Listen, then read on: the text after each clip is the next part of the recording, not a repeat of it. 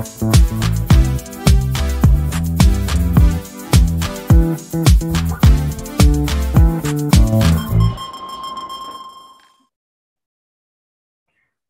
sore para marketeers, semoga semua dalam kondisi baik dan sehat ya. Selamat datang di Marketers Special Brown Bag Session, Keeping Up with the Marketers, sebuah tayangan yang membahas mengenai strategi bisnis, tips-tips, dan juga konten unik dan menarik yang akan dibawakan secara santai namun insightful. Pada episode kali ini, bersama saya Dian, selama 30 menit ke depan kita akan banyak berdiskusi mengenai jurus pamungkas membuat prototipe yang akan dibawakan oleh dua konsultan Marketplace, yaitu Siti Salwa Syafawiyah sebagai Associate dan juga Fitri Aulia Izahira Putri sebagai Business Analyst dari Marketplace Institute. Halo Kak Salwa dan Kak Aulia, apa kabar? Halo Dian, apa kabar? Selamat sore teman-teman marketer semua. Alhamdulillah baik ya Kak ya.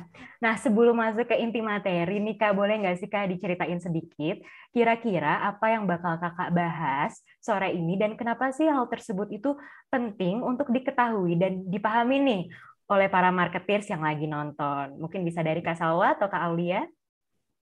Oke, kita akan membahas sebenarnya mungkin merecall sedikit ya. Kira-kira proses dari design thinking itu seperti apa, Dian, dan juga bakal fokusin lagi juga ke prototyping sih hari ini. Jadi bagaimana sih cara membuat prototype dari yang mekanismenya paling sederhana sampai sampai yang paling rumit itu seperti apa, dan kira-kira jurus jitunya itu seperti apa dalam waktu 30 menit ini.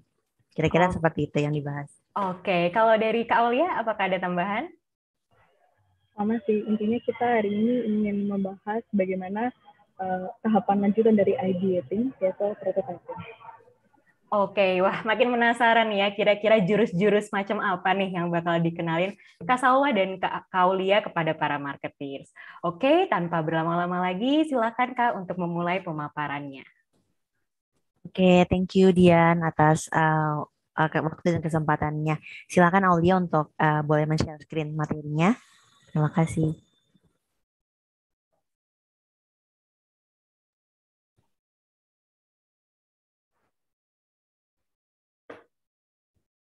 Oke, boleh di next. Nah, teman-teman marketeers, jadi kita sedikit sebelum masuk ke prototyping, boleh ya merecall kira-kira proses design thinking itu seperti apa. Yang kemarin sudah dibahas sama teman-teman dari Mark Plus lainnya bahwa design thinking itu ada 5. Empati, define, ideate, prototype, hingga testing. Nah, di hari ini aku dan Aulia akan membahas lebih dalam bagaimana sih tahap keempat, yakni prototyping. Bagaimana caranya kita membuat atau merealisasikan solusi yang kita udah canangkan di tahap ideation atau ideate di slide ini, itu menjadi suatu hal yang konkret, suatu hal yang nanti bisa kita tes atau kita uji ke depannya seperti itu. Mungkin aku dan Aulia ingin merecall aja bahwa design thinking proses itu bukan suatu proses yang linear, teman-teman. Design thinking proses itu adalah suatu yang non-linear, seperti yang diungkapkan di Interaction Design Foundation, bahwa design thinking itu adalah suatu step yang iterasinya bisa berkebalikan. Jadi misalnya nih teman-teman melakukan design thinking ya dalam suatu project, itu misalnya udah sampai ke tahap define atau tahap ideate, tapi balik lagi ke tahap empathize itu masih bisa. Atau misalnya udah di tahap prototype, tapi balik lagi ke tahap ideation itu masih bisa.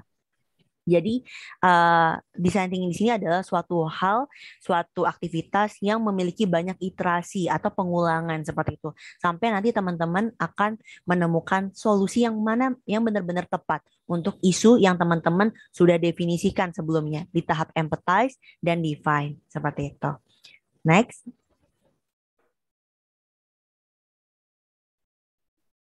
Nah, ini adalah outline kita selama kurang lebih 20 hingga 30 menit ke depan ya sebelum sesi tanya jawab, bahwa nanti aku dan Aulia di sini akan lebih menjabarkan pertama definisi prototype atau prototyping itu seperti apa, cara kerjanya prototyping atau prototype, dan jurus pamungkas dari prototyping itu seperti apa. Oke, boleh next. Ya, silahkan Aulia untuk menjelaskan untuk definisi prototyping. Oke, terima kasih Kak Sawa. Jadi kita tadi udah di-recall sedikit tentang apa sih itu uh, tahapan dari prototyping. Ya, di sini aku mau jelasin apa sih definisi dari prototype. Jadi prototype itu sebenarnya adalah model eksperimental sederhana dari solusi yang telah kita usulkan pada tahapan sebelumnya yang sudah kita kumpulkan, dan juga prototype ini akan kita gunakan untuk langsung menguji dan memvalidasi ide-ide atau mungkin asumsi yang telah kita buat sebelumnya, sehingga perancang yang terlibat atau misalnya kita itu dapat membuat suatu penyempurnaan yang sesuai. Jadi dari yang sudah kita buat dari ide-ide tersebut, gimana caranya dalam prototipe ini kita bisa membuat sesuatu yang bentuknya secara real atau secara fisik seperti itu. Kemudian untuk cara kerja dari prototipe itu sendiri, yaitu pertama ada bias toward action. Nah, apa sih artinya bias toward action?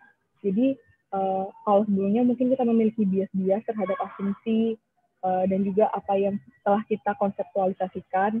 Nah, alih-alih kita hanya berpacu pada teori dan terhadap konsep tersebut, di prototipe ini kita menyelidiki semua asumsi yang ada, setiap kemungkinan yang ada juga yang sudah dikeluarkan pada tahap ide generasi sebelumnya.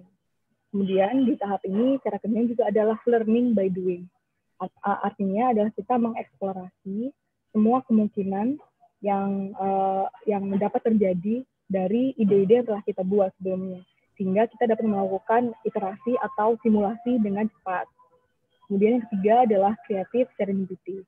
Jadi ide-ide brilian atau ide-ide familiar itu tidak tercipta dengan sendirinya atau tidak tercipta dengan begitu saja. Tapi ide-ide tersebut tentu sebelumnya telah dilakukan suatu proses untuk mengetes, dan mengetesnya itu adalah dengan bentuk fisik, yaitu prototipe ini. Kayak gitu. Jadi prototipe ini juga akan membuka peluang kita untuk mencari ide-ide kreatif yang baru, yang mungkin solusi-solusi yang telah kita buat sebelumnya itu ternyata belum pas gitu ya. Jadi di prototipe ini kita mencoba membuka peluang untuk meningkatkan kreasi produk atau mungkin kreasi jasa yang akan kita tawarkan kepada pelanggan, lebih dengan cara yang lebih efektif. Seperti itu. Oke, terima kasih Aulia. Ya. Ya. Selanjutnya adalah kita sebelum masuk ke jurus pamungkas dari prototyping, ini ada sedikit taksonomi dari prototype. Bentuk-bentuk prototype itu seperti apa? Nah, berdasarkan riset dari Olsen Solution pada tahun 2013, taksonomi dari prototype atau bentuk dari prototype itu bisa dikategorisasikan berdasarkan dua faktor, teman-teman. Pertama, fidelity, kedua adalah interactivity. Fidelity adalah seberapa akurat atau seberapa tingkat ketepatan dari prototipe itu menyerupai sama final product yang nanti akan kita tuju ke depannya. Itu fidelity. Kedua adalah interactivity. Seberapa interaktif, seberapa bisakah kita bisa lakukan interaksi sama prototipe itu. Apakah dia lebih statis, kaku, atau misalnya dia lebih clickable seperti itu. Itu interactivity. Nah, bisa teman-teman lihat di sini bahwa masing-masing prototipe itu sendiri ada beda-beda jenisnya. Jadi pertama, yang paling statis itu interactivity sama fidelity-nya paling rendah adalah hand sketch. Kedua adalah kita ke kanan, gerak ke kanan lagi, yang interactivity-nya masih sama, tapi fidelity-nya lebih tinggi, itu ada static wireframe. Static wireframe di sini adalah mirip-mirip sama hand sketch sebenarnya, tapi di static wireframe ini teman-teman sudah menggambarkan apa fitur yang pengen teman-teman masukkan di final product itu nanti. Mungkin nanti gambarannya nanti akan dijelaskan di slide selanjutnya untuk gambarannya. Kedua, setelah static wireframe ada interactive wireframe, yakni di mana di atas lagi, jadi fidelity-nya sama dengan static wireframe, tapi interactivity. Jadi ada bisa clickable gitu. Ada interaksi antara human ya dengan prototype-nya, ya, yaitu interactive wireframe. Lalu kita ke kanan lagi, untuk fidelity-nya lebih lebih tinggi ya ketepatannya, keakuratannya dengan final product, yaitu adalah mock up biasanya. Mock up itu biasanya bentuk benda padat dari karton, dari apa misalnya kertas kayak gitu ya. Jadi dari bahan-bahan yang padat kayak kardus, karton, kertas yang dibuat menyerupai sekiranya dengan final product yang nanti teman-teman akan buat seperti itu. Biasanya untuk mockup ini lebih banyak dipakai untuk prototype yang memang buat benda-benda yang padat seperti itu ya, seperti HP, radio atau benda-benda elektronik. Lalu di atas lagi ada aplikasi namanya InVision. InVision ini sebenarnya adalah aplikasi yang biasanya dipakai sama teman-teman praktisi di luar sana, desainer, dalam membentuk interaktif wireframe, teman-teman. Jadi bagaimana sih static wireframe ya, misalnya kayak foto di gambar di Photoshop itu lebih interaktif. Ada bisa dibuat klik-kliknya, fiturnya bisa dipencet-pencet, itu menggunakan aplikasi namanya InVision. Lalu di atas InVision ada namanya prototype. Prototype ini sebenarnya mirip-mirip sama mockup ya, tapi lebih ada beberapa fitur-fitur yang sudah ditambahkan di situ. Namanya prototype. Nah, yang paling tinggi itu interactivity sama fidelity-nya sebenarnya adalah alpha dan beta prototype, teman-teman. Jadi bagaimana prototype dalam bentuk padat, tapi di situ sudah ada fitur-fitur yang sebenarnya akan dipakai nanti di final product. Nggak cuma benda padat, tapi bisa juga dalam bentuk software seperti itu ya, atau mobile apps atau desktop apps seperti itu. Ini adalah beberapa taksonomi dari prototype. Boleh next? Nah, ini adalah gambaran ringkasannya teman-teman bentuk prototype dari fidelity dan interactivity gitu ya. Jadi tadi untuk prototype yang sekiranya fidelity-nya tinggi, tapi interactivity-nya kurang ya, static or manual, itu bisa jadi bentuknya adalah bentuk gambar hasil dari Photoshop. Lalu yang prototype yang bentuknya itu fidelity-nya tuh tinggi, tapi interactivity-nya juga clickable, itu bisa dibuat dengan aplikasi InVision, clickable prototype. Lalu dengan prototype yang fidelity-nya rendah, keakuratannya cukup rendah, tapi interactivity-nya juga tinggi, itu ada namanya prototype dengan bentuk Wizard of Oz. Lalu prototype yang fidelity-nya rendah, interactivity-nya juga rendah adalah wireframe atau prototype yang dibuat dengan hand sketch. Itu punya fidelity dan interactivity rendah. Untuk Wizard of Oz nanti mungkin akan aku jabarkan lagi di slide selanjutnya. Silakan. Terima kasih. Nah, sekarang teman-teman kita masuk ke jurus-jurus prototype. Tadi yang seperti aku bilang, jurus pertama ya yang fidelity, keakuratan sama interactivity yang paling rendah adalah hand sketch. Teman-teman bikin prototype itu sebenarnya nggak serumit yang mungkin orang-orang di luar sana bayangkan. Teman-teman bila memang nggak menguasai beberapa aplikasi G2 seperti InVision, lalu Adobe XD ya atau Photoshop, teman-teman bisa buat dari hand sketch saja. Di hand sketch ini teman-teman bisa menggambarkan kira-kira requirement dari produknya itu yang pengen teman-teman nanti desain seperti apa, solusi-solusi apa aja yang teman-teman ingin masukkan di dalam sana, fitur-fitur apa aja yang ingin kira-kira dimasukkan di dalam sana. Apa sih key frustration point dari customer atau user yang pengen teman-teman bikin ada di produk yang nanti teman-teman akan rancang. Itu bisa mulai dari hand sketch. Boleh next? Lalu jurus kedua adalah static wireframing. Static wireframing ini sebenarnya mirip dengan hand sketch, tapi agak lebih menyerupai sama fitur-fitur produk final produknya gitu ya.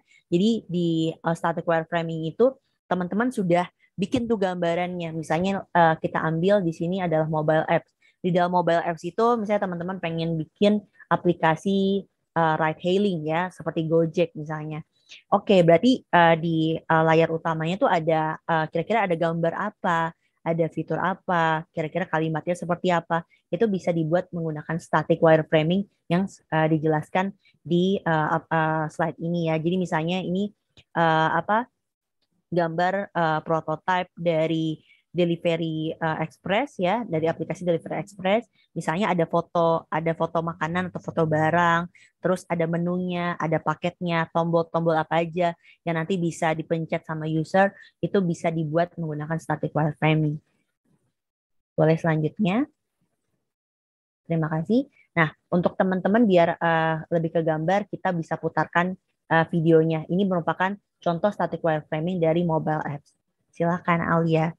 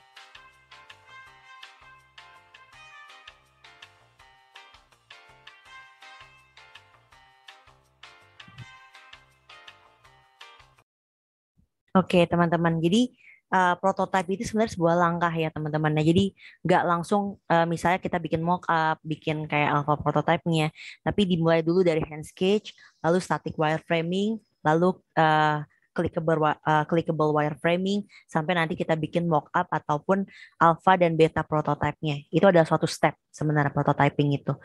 Ya, bisa dilihat di video tadi bahwa ingin membuat misalnya kayak social messaging ya, aplikasi mobile social messaging, di mana kita buat nggak usah langsung pakai Photoshop atau InVision atau Adobe XD, kita mulai dari static wireframing dulu seperti itu. Setelah fix di static wireframing, baru di-adopt ke Photoshop atau ke InVision untuk dibikin lebih clickable. Silakan, Aulia, untuk next-nya. Nah, ini ada jurus ketiga. Sebenarnya ini jarang digunakan, tapi ini salah satu metode yang unik sebenarnya. Ini biasanya dipakai untuk produk-produk yang memang rumit ya, fungsinya itu cukup rumit kayak gitu, fitur-fitur cukup rumit dan butuh ketelitian banget nih dari tim-tim desainer yang bikin produknya seperti itu. Wizard of Oz itu adalah suatu metode prototyping di mana kita mengoperasikan ya, manusia itu mengoperasikan suatu prototype tapi nggak bilang ke usernya atau ke testernya bahwa itu tuh yang lagi gerakin prototyping itu manusia gitu. Padahal usernya tuh misalnya ya apa prototyping HP gitu ya atau telepon atau laptop gitu ya di ruangan terisolasi untuk mencoba di belakang ruangannya itu udah ada operator ya nanti mengoperasikan laptop atau misalnya HP tersebut. Nah, Wizard of Oz itu caranya seperti itu. Jadi kita enable di operator untuk mengoperate prototipe yang kita buat, tapi sebenarnya si manusia atau si tester itu nggak tahu bahwa prototipe yang lagi dia pencet-pencet, yang dia lagi tes, itu sebenarnya manusia yang gerakin di belakangnya. Makanya dibilang di sini adalah Wizard of Oz kayak gitu. Ini dipakai biasanya untuk produk-produk yang fungsinya cukup rumit dan kompleks. Silahkan Aulia untuk selanjutnya. Nah, ini adalah mock-up ya. Mock-up di sini adalah prototyping dengan menggunakan bahan-bahan kasar atau padat yang tadi aku udah bilang, dari kertas, karton, tanah liat, atau busa. Ini contohnya ya teman-teman, salah satunya adalah yang di atas itu prototyping mock-up untuk produk tas. Yang kedua adalah mock-up untuk produk remote. Jadi sebenarnya aku dan Aulia di sini juga pengen emphasize bahwa mock-up itu nggak selalu harus dari nol banget teman-teman. Bisa dilihat di gambar yang bawah itu adalah gambar remote sebenarnya. Jadi mungkin boleh cerita aja dulu sebelumnya di kuliah aku sempat diminta sama dosen untuk bikin ya menginovasikan suatu bentuk remote seperti itu. Nah, tim kami kebetulan menginovasikan remote dengan berbahan energi dari sinar matahari, solar panel. Nah, untuk mock-up-nya remote sendiri kita nggak pakai kardus, nggak pakai tanah liat, nggak pakai karton atau busa seperti produk tas yang di atas. Kita pakai remote yang ada, produk remote final yang udah ada di pasaran. Lalu kita langsung tempelin solar panel di atasnya, seperti yang teman-teman lihat di gambar kedua ya. Sorry, bukan atasnya, tapi bawahnya kayak gitu. Jadi kita cuma pengen emphasize aja di sini bahwa mock-up itu nggak selalu dari nol gitu ya, kayak gambar tas di atas ini. Mock-up itu juga bisa teman-teman mengidekan misalnya produk yang udah initial, udah ada di pasaran, lalu tinggal ditambah bahan-bahan atau elemen tertentu yang membuat produk itu bisa menyelesaikan isu dari permasalahan customer-nya teman-teman. Seperti itu. Next, boleh? Oke, terima kasih. Nah, jurus kelima adalah rapid prototyping. Ini biasanya dipakai untuk project-project yang memang cost-nya itu udah banyak, budgetnya udah gede ya. Kedua adalah bendanya juga kompleks banget kayak gitu. Banyak elemen-elemen yang rumit kayak gitu ya. Jadi misalnya bisa dilihat di gambar kedua, namanya ini adalah pipa air kalau nggak salah. Pipa air ini karena untuk prototypingnya juga memakan waktu yang cukup lama dan juga elemennya rumit, bisa dipakai menggunakan rapid prototyping, biasanya pakai 3D printing teman-teman untuk prototypingnya sendiri. Boleh di next, silakan. Terima kasih. Nah, ini mungkin adalah slide terakhir ya dari presentasi kami berdua, di mana kita di sini pengen kasih study case bahwa dulu ada kebetulan kita ada di kuliah ya, di kuliah teknik industri waktu itu ada diminta tolong di project design thinking untuk bikin smart electric meter. Jadi gimana sih caranya? Sebenarnya gini, isunya define tahap empathize sama define itu sebenarnya dimulai dari bagaimana caranya kita bantu teman-teman yang memang suka nggak aware sama meteran listrik di rumahnya itu jadi lebih cepat aware kayak gitu ya, karena ada permasalahan bahwa mesin listriknya PLN itu readability-nya susah, jadi susah dibaca, susah juga untuk dilihat ya, karena biasanya kan ditaruh di tempat-tempat tinggi gitu ya. Gimana nih seorang mahasiswa teknik industri bisa men-solve permasalahan ini? Akhirnya kita bikin smart electric meter waktu itu. Jadi pertama yang kita buat adalah pertama dari hand sketch. Kita coba kita mulai dari nol ya, kira-kira gambar smart electric meter itu yang kira-kira memudahkan si pemilik rumah itu mengerti gitu loh, gampang untuk ngelihatnya ya, bentukannya seperti apa. Misalnya panjangnya 30 cm, lebarnya 5 cm, tingginya 18 seperti itu. Terus lebar dari masing-masing diagonal layar itu masing-masing 3 cm seperti itu. Kita analisa ya berdasarkan ini juga harusnya sebenarnya hand sketch-nya berdasarkan riset pasar dulu. Kira-kira preferensi dari customer atau user itu seperti apa. Boleh next. Lalu setelah hand sketch itu kita bikin static wireframe-nya teman-teman ya. Jadi bentuk smart electric meter-nya udah ada. Sekarang PR-nya adalah user interface-nya ya. Kayak gimana sih caranya bikin smart electric yang memang interaktif gitu ya. Bisa nggak cuma readability yang tinggi, mudah dibaca, tapi tuh bisa kayak yang pemilik rumah tuh bisa tahu listriknya tuh habisnya kapan gitu, udah berapa watt sih ini kayak gitu.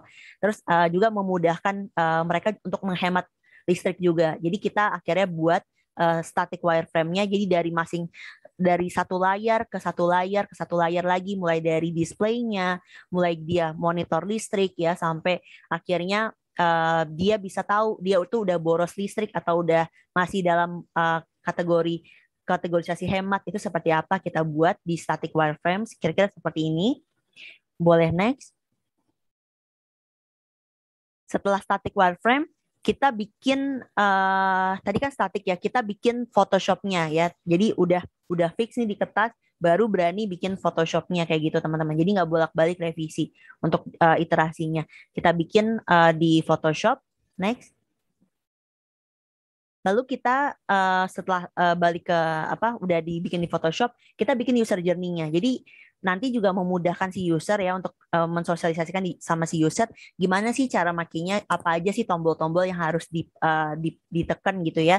Jadi mulai dari display ya, push the lamp icon to start using smart electric meter, lalu ada navigation menu, lalu ada misalnya ada gambaran udah habis dayanya berapa watt kayak gitu, dan jumlah tagihan listriknya ada berapa rupiah kayak gitu. Kita bikin sampai ke user journey-nya.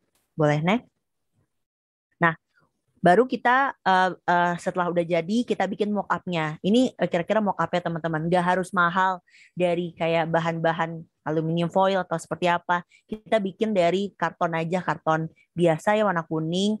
Sesuai tadi bentukannya kayak di hand sketch ya. Lebarnya 30, lebarnya panjangnya 30, lebarnya 5 cm kayak gitu. Terus user interface-nya seperti apa, di print berwarna.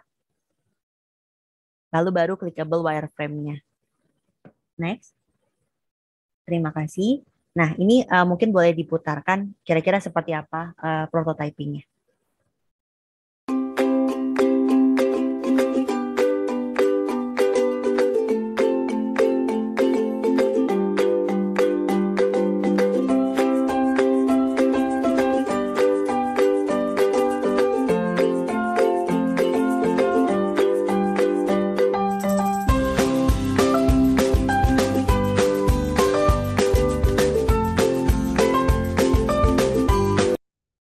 Oke. Nah, kira-kira seperti itu teman-teman gambarannya. Ini kenapa bisa dibikin kayak gini tadi ya, dari Photoshop tadi itu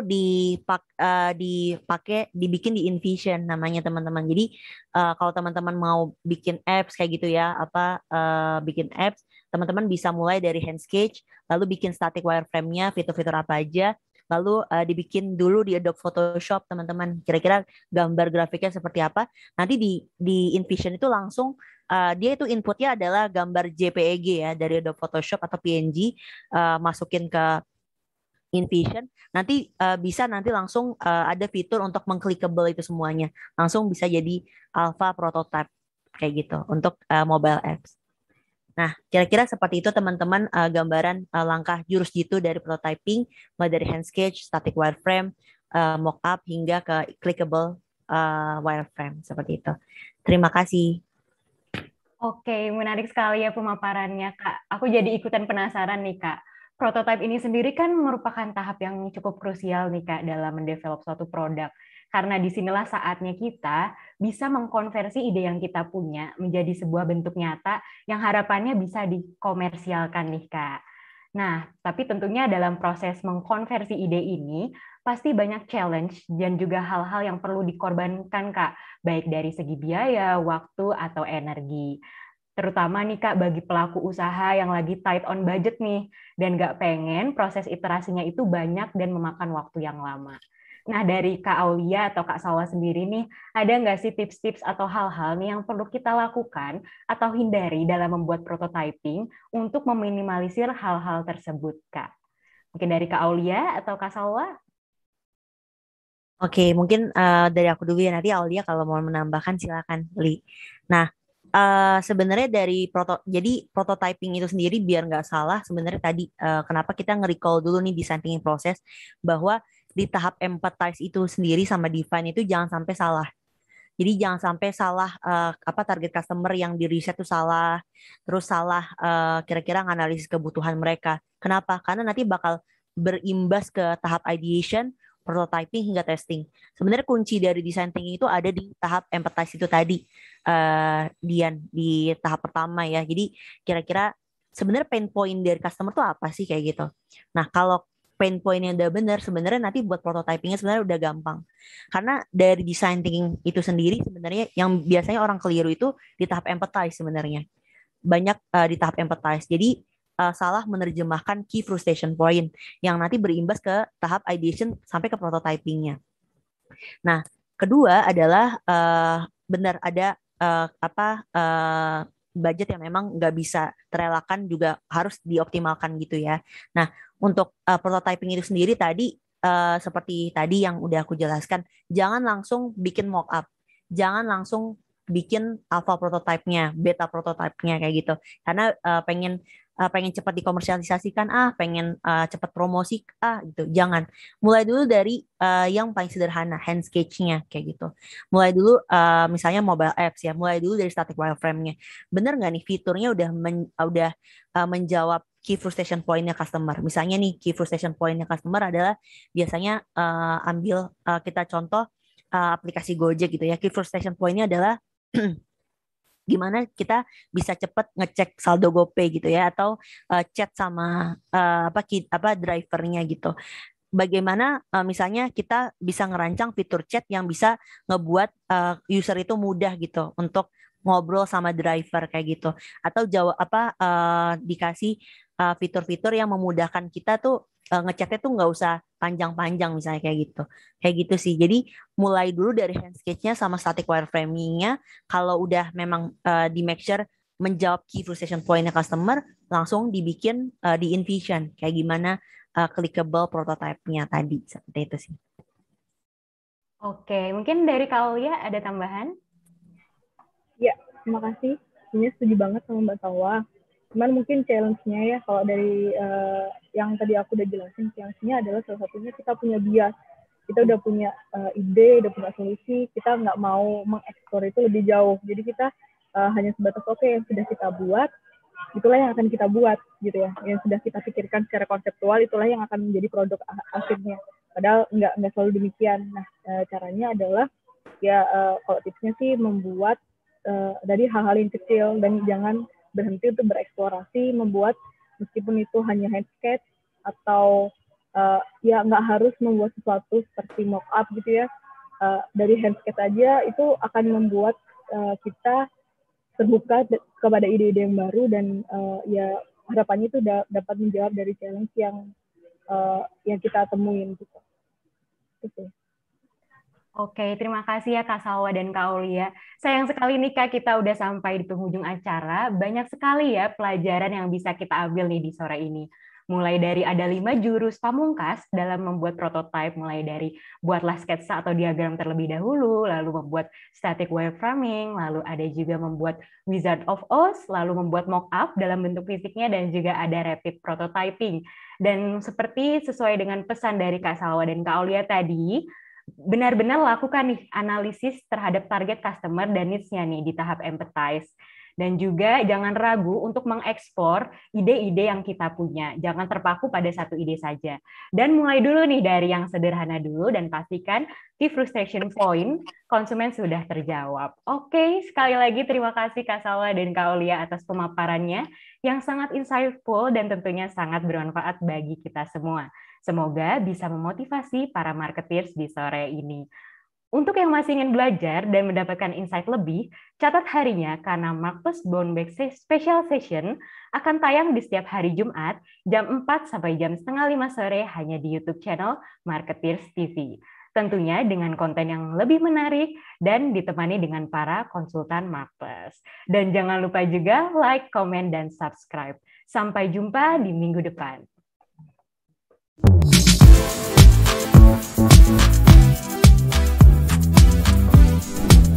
Thank you.